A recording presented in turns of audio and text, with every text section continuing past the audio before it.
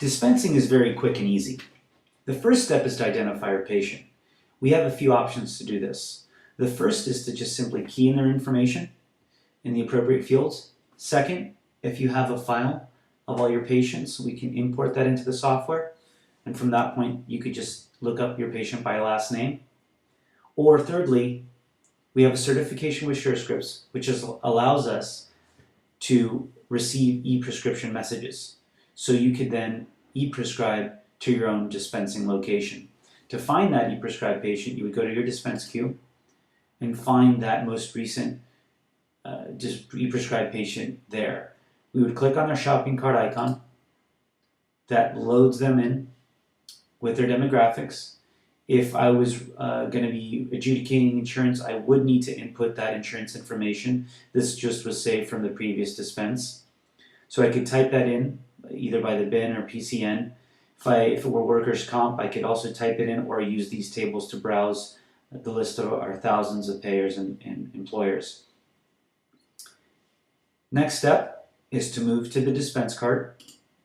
From here, if it was a refilled medication from the past or an e-prescribed medication, I'll have a link at the top of the screen. I would click on that link and I would then be prompted to scan that refilled or e-prescribed medication. In this case, it's a Cipro 500 milligram number 20. So if I have my barcode scanner, I would scan the barcode on the bottle. If I don't have a barcode scanner, I can use the other method, which is to browse the inventory manually.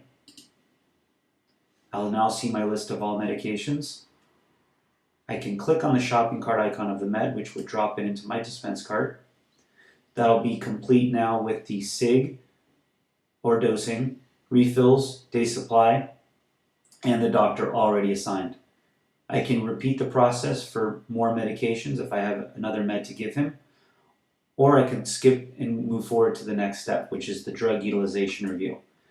This is typically an optional step since most sites are already using an EMR, electronic medical record, to check for contra-allergic reactions or drug-to-drug contraindications. But if you have this option set as optional and turned on, you can use it to add medications that the patient is possibly on. Maybe it's Plavix, and maybe they're allergic to penicillin.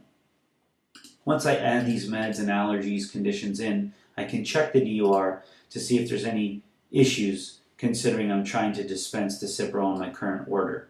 In this case, I received a green check mark. I didn't receive any warnings, and it lets me know that I'm okay. Since it's optional, I could have skipped it and gone directly to the checkout. Once we reach the checkout, we've completed the dispense, the bottle's been removed from the inventory, deducted. All I'm doing now is I'm printing the pharmacy label. When I click that link, it'll bring up a print preview. I want to make sure I have my labels loaded into my printer, and I can go ahead and print that label.